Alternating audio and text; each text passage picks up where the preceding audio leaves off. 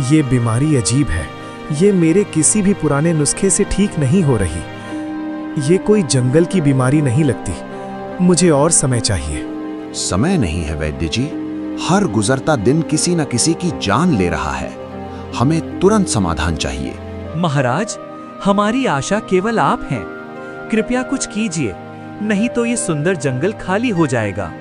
जरूर, मेरी पहली जिम्मेदारी तुम्हारा स्वास्थ्य है। मैं अपने पुराने मित्र और सबसे ज्ञानी वैद्य भालू भद्र को बुलाने का आदेश देता हूँ। शेर राजा का विशाल दरबार आज खाली था। केवल मुख्य पदाधिकारी मौजूद थे। राजा अपने सिंहासन पर बेचैन थे। महाराज, मैं पिछले 2 दिन से सोया नहीं हूँ। मैंने अपनी पोती को गोद में लिया, वो बस कांप रही थी। जब मैंने वैद्य भद्र की दी हुई सबसे अच्छी जड़ी बूटी खिलाई तो भी कोई फायदा नहीं हुआ। क्या हम बस तमाशा देखते रहेंगे? क्या ये जंगल जिसने हमें सब कुछ दिया ऐसे ही खत्म हो जाएगा? हुजूर, दादा का दर्द जायज है। मैंने अपने व्यापारिक मार्ग बंद कर दिए हैं। कोई भी व्यापारी जंगल में आने को तैयार नहीं है। वे कहते हैं ये मौत की जमीन बन गई है। मेरी राय है हमें तुरंत बाहरी मदद लेनी चाहिए। अगर हमारे अपने वैद्य काम नहीं कर पा रहे तो हमें नए ज्ञान की तलाश करनी होगी, या फिर हम सब आर्थिक और शारीरिक रूप से बर्बाद हो जाएंगे। शांत, मैं जानता हूँ तुम सब सही हो। महाराज, हमारी आशा केवल आप हैं। कृपया कुछ कीजिए, नहीं तो ये सुंदर जंगल खाली हो जाएगा। जरूर, मेरी पहली जिम्मेदारी तुम्हारा स्वास्थ्य है। मैं अपने पुराने मित्र और सबसे ज्ञानी वैद्य भालू भद्र को बुलाने का आदेश देता हूँ, पर इस बार उन्हें ये स्पष्ट करना होगा कि क्या उनका ज्ञान पर्याप्त है। जी महाराज, मैं अभी जाता हूँ।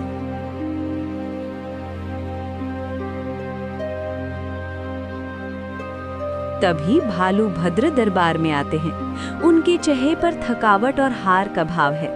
महाराज की जय हो। मैंने अपनी पूरी क्षमता लगा दी है। ये बीमारी अजीब है। ये मेरे किसी भी पुराने नुस्खे से ठीक नहीं हो रही। ये कोई जंगल की बीमारी नहीं लगती। मुझे और समय चाहिए। समय नहीं है वैद्य जी। हर गुजरता दिन किसी न किसी की जान ले रहा है। हमें तुरंत समाधान चाहिए। वैद्य जी, आप हमारे सबसे ज्ञानी हैं। आप अपनी खोज जारी रखिए, लेकिन साथ ही जंगल के सभी रास्तों पर यह ऐलान कर दो कि जो भी इस महामारी का इलाज जानता है उसे राजसी सम्मान दिया जाएगा।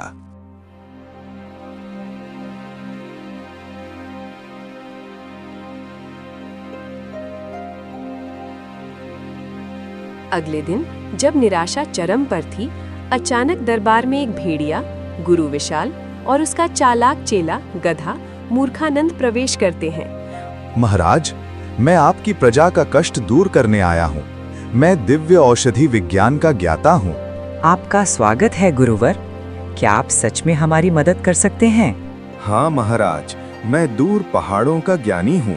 मैंने तुम्हारी पीड़ा देखी। ये कोई बीमारी नहीं, ये आत्मा का संदेह है जो तुम्हारे पुराने वैद्यों के अधूरे ज्ञान से जन्मा है। मैं इसे एक क्षण में ठीक कर सकता हूँ। गुरुवर, अगर आप सच कह रहे हैं तो हमारी मदद कीजिए। हमारी प्रजा मर रही है। गुरु विशाल ने एक गंभीर रूप से बीमार गिलहरी को मंच पर लाने को कहा। उसने अपनी झोली से एक सफेद महीन पिसा हुआ पाउडर निकाला।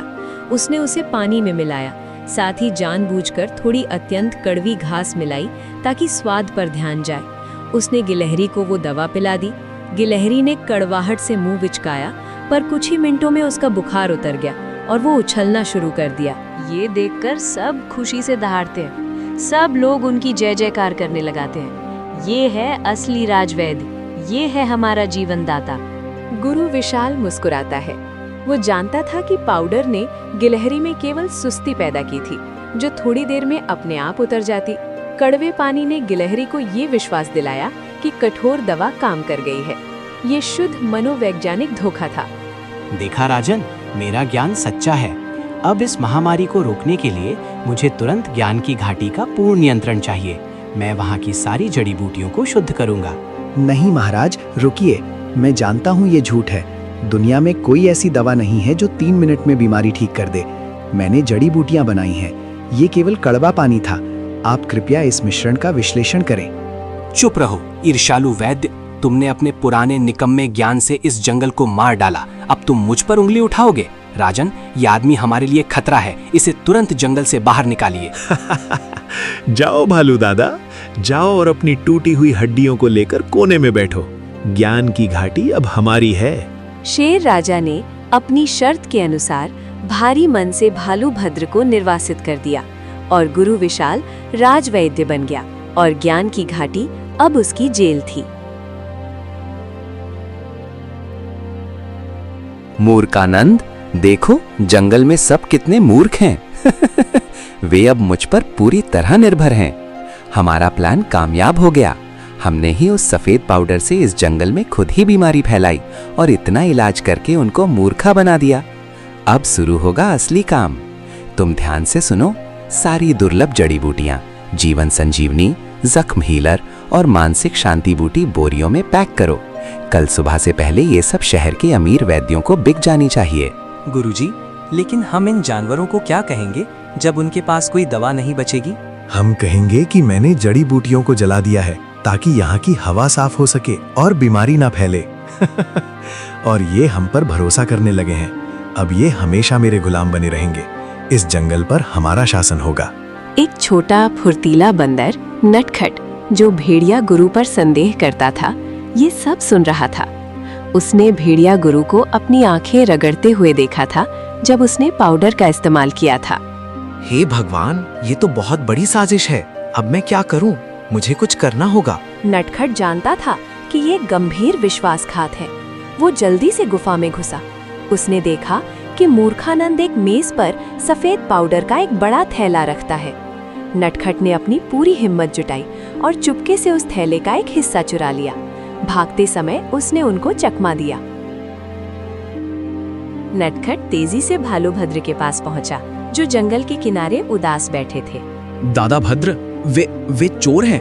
ये पाउडर, ये कोई दवा नहीं, ये सुस्ती का जहर है। वे हमारा खजाना बेच रहे हैं। क्या हुआ? तुम इतने परेशान क्यों हो? ठीक से बताओ, क्या बात है? नटखट ने सारी बात भालू वैद्य को बताया। अब सब साफ है। ये अज्ञानता का व्यापार था। नटखट, तुमने जंगल को बचा लिया।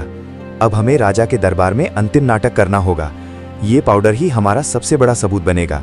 चीता तेज को बुलाओ, उसे गुप्त बोरियां वापस लानी होंगी। हम अपने जंगल की औषधि को कहीं और जाने नहीं दे सकते।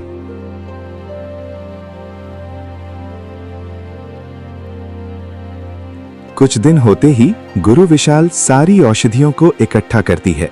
उनके बगल में जड़ी बूटियों से भरी कुछ बोरियां रखी थीं, जो दिखाने के लिए नकली बोरियां थीं।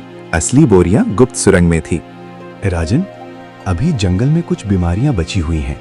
इसे पूरी तरह ठीक करने के लिए शुद्धिकरण करना पड़ेगा और इसके लिए हमें ये सारी जड़ी बूटियां जलाना पड़ेगा।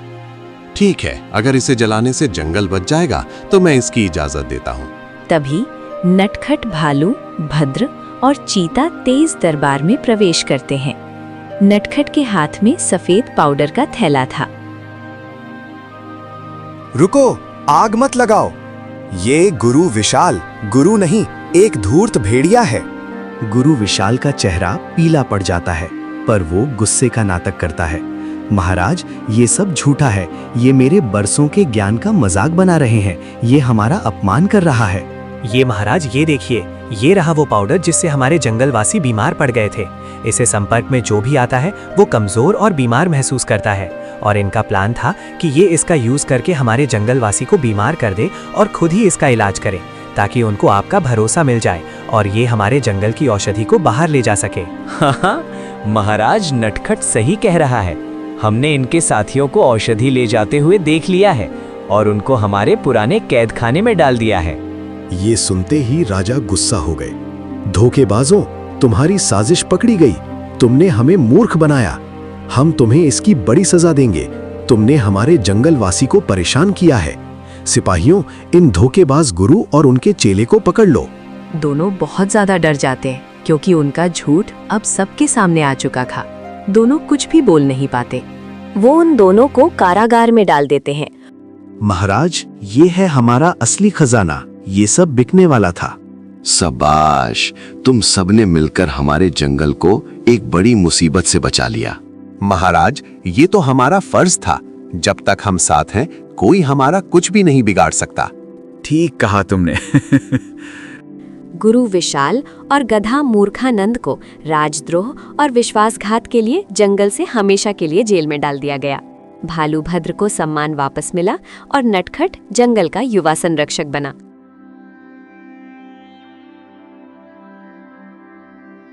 और हाँ दोस्तों, अगर आपको ये कहानी पसंद आ रही है ना, तो वीडियो को लाइक कर देना और हमारी फैमिली में जुड़ने के लिए चैनल को सब्सक्राइब जरूर कर देना, क्योंकि अगली कहानी और भी ज्यादा मजेदार होने वाली है, वो मिस मत कर देना।